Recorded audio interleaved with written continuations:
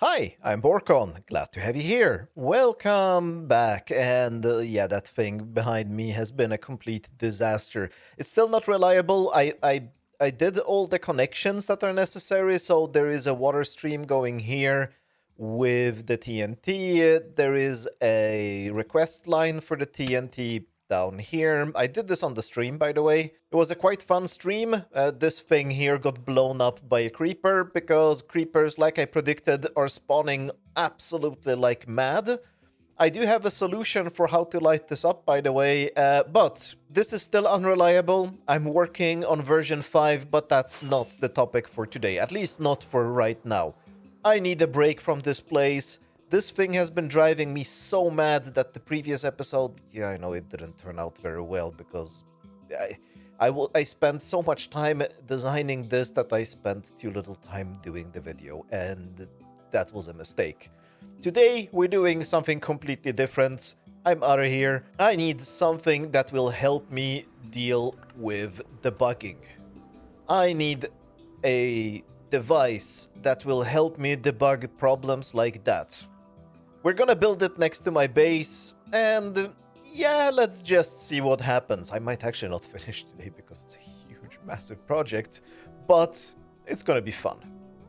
So I have chosen the spot where I'm gonna build the greatest problem solver and debugger tool right here in the water so I can see it outside from my base. I think I should be able to see there. Kind of. This bit is a little bit in the way. But if I'm standing here, we should be able to see. And thanks, Revert, for turning into rain just as I was talking about that. But rain doesn't matter. Let's get to building. And since at least parts of this build are gonna be underwater, it might actually be a good idea for me to have a conduit everywhere around my base in the water. Is this right? This looks right, yes. And because I have all the Nautilus shells now, I might actually not have Hearts of the Sea. I maybe have 10 or 15. I don't think I have dug that many treasures. But yeah, okay, now we have this. And I guess the base is around here somewhere. Well, yeah, I will need to bring up the blueprint. I have all the materials here. I will probably also light up everything around here with sea pickles. Yes, that will be a good idea. And yeah, it's night and it's raining. But I have started using a new setting. Well, it's not a new setting, but it's a new setting for me, and it's in the Tweakaru mod. It is the gamma overrides, and I'm just doing this to improve the quality of the videos so that, well, so we are not running in darkness all the time. People have commented that it's a real pain when it's night outside and I record, and yes, the rain doesn't make my argument stronger, but at least the colors are looking good now, even though it's night. It's a little bit cheaty, I guess, but I have to cheat a little bit to make the videos not look terrible. Anyway, enough about that, let's get to building. Right, this kelp is absolutely driving me mad. When I'm trying to place a block, I end up placing the block against the kelp, and then this is wool, and it's already painful to break, and it's underwater, it's even worse. I think I'm just gonna clear everything here so I don't risk placing my blocks against the kelp. I suspect it's gonna be a little bit easier to build when I am outside of the water, because underwater, well, even with a conduit, this is a little bit of a pain. Actually, the kelp is gonna grow. I need to hurry up and build at least the floor of this thing and all the bits so that start sticking out of the water. Well, that's the goal for this session. I'm gonna have to break up this build into multiple sessions because as you saw of the number of shulker boxes, and if you haven't, we can... Oh no, yeah. See, and I keep doing things like that. This is the correct way of placing the blocks. As you probably saw from the number of shulker boxes... Oh, come on, fly. There is a lot of building to be done, and yeah, they are all like that. All of them. Actually, not all of them. Some of them contain other materials. You'll see in a minute. Well, for you it will be a minute, for me it will be a few days. See you then.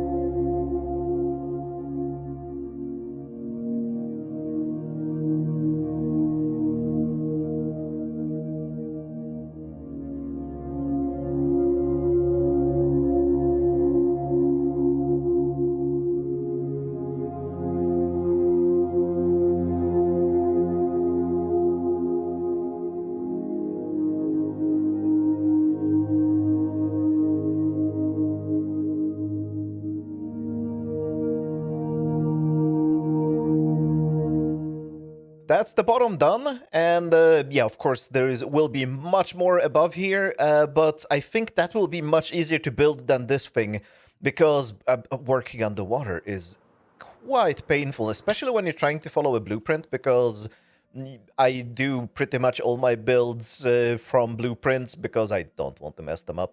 I'm not good enough to freehand everything yet, but seeing things as a blueprint underwater is just pretty much impossible. And there is another thing I realized. I think I need proper tools to break the wool, because doing this, well, I'm not gonna be doing this underwater anymore, but it's a pain. Let's go visit my villagers and try to... I don't know, can you enchant shears? I'm gonna get some books, and I'm gonna enchant some shears and see if that's possible. I hope it is. And the answer is yes, you can enchant shears, and I think I have Instamine. I actually haven't tested this. Maybe I'm doing this completely unnecessary. Why am I putting mending on everything? Why not? So let's see. I made a lot of shears. Yes, it's insta-mining. Oh, that's awesome. Okay, good. That should definitely make this project much easier, because I have a lot of wool to place. And as you can see, I also picked up some sponges. They are wet. I don't know where I have the rest of my sponges. I need to rummage through my chests, because they are not properly sorted. I know that. They are not in the overflow chest, so I don't know where I put them in a good place, and like... Yeah, that's the problem with storage systems. If everything isn't categorized in the storage system, you can't find it anymore. But, oh wait, maybe... Oh yes, it's this chest. Never mind.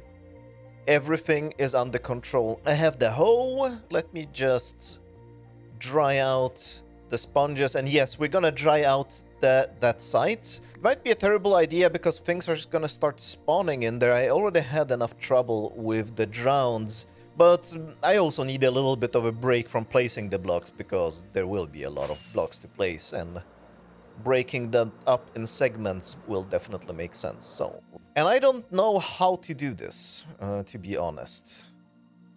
Should I just spam the sponges and hope for the best? I mean, yeah, it all refills unless I do this really, really fast. I don't know. Let's try it. I mean, drying sponges isn't too hard. I should have done it above ground. Yeah, I did not remove a lot of water here. This might be a terrible idea. But I have many sponges. Yeah, this doesn't work at all. I need to divide up this whole thing into smaller segments, so I can place the sponges more sensibly than this, because this is not sensible. I don't dare to look back to see how big of a mistake this was, because I will just have to break all the sponges and dry them. Yeah, that's... Oh... Well, today we learned something new. This is not the way to remove water from... Oh boy, oh, this was the worst. I just placed a million sponges and did nothing. I did a little bit here. And these should be the last sponges that removed the rest of the water, I think. Did I mess it up? I don't think I messed anything up. No, these were the last sponges. Ooh, there's a sponge here. I really don't want to lose them, because, well, I have 3 stacks of sponges, like barely, like not even 3. 2 stacks and 42 sponges. And I already lost like 3 or 4 sponges in this expedition or this project. And yeah, don't want to lose more.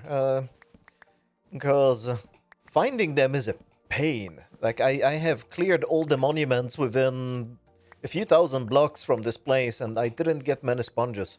Probably need to have an expedition to find more monuments in the future. But this thing is clear of water, and that was completely unnecessary to do it right now, because I don't need this area to do any building at this moment. And it has become a complete mob farm. It's crazy. This thing is the most spawnable thing, especially when I'm near my base, because of course then nothing else loads. Like, I do understand how mob caps work and why it's so easy to fill an area with mobs But every time it happens, it just surprises me. Even in the redstone factory, it's a perimeter. Of course, it's supposed to be filling with mobs as soon as possible, as soon as I make any spawnable space, because that's what it's for. And it still surprises me how bad it can get, how fast. Like, if I miss sleeping by 20 seconds, this whole thing is filled. Anyway, this was a nice distraction from placing wool blocks, and now it's time to place more wool blocks. Why did I place this torch? I don't know, but I did. Let's clear this out and continue building on this entire structure.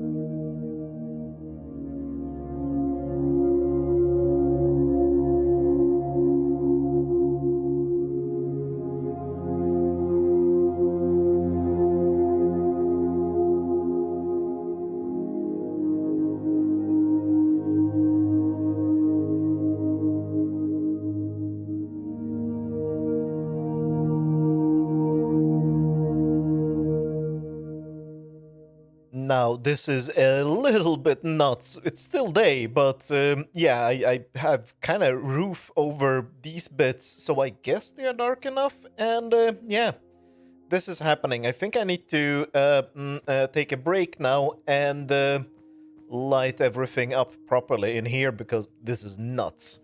And on the outside, I don't know what I'm gonna do on the outside. I don't want this to be a mob fest on the outside. Doesn't really matter that much. I guess I'll carpet this if it's necessary, but it might actually be, because I don't think I'm gonna be lighting it up.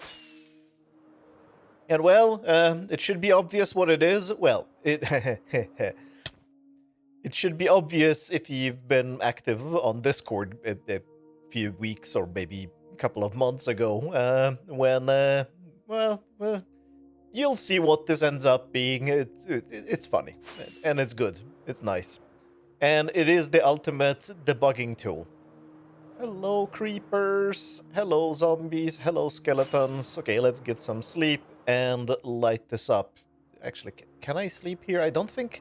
I cannot sleep in this bed anymore, I don't think, because... Nope, because there are monsters nearby and they're just in here.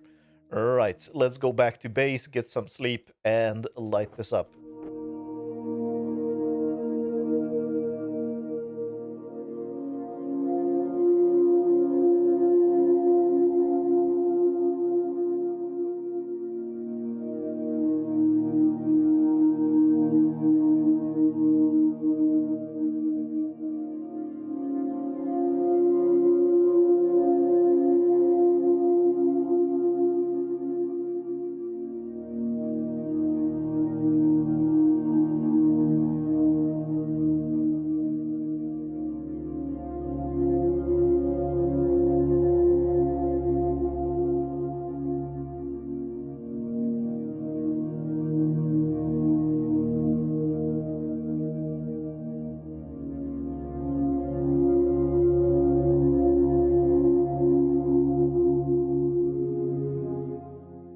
I just realized that I'm being silly. Why am I trying to kill all these things when I have a mob switch?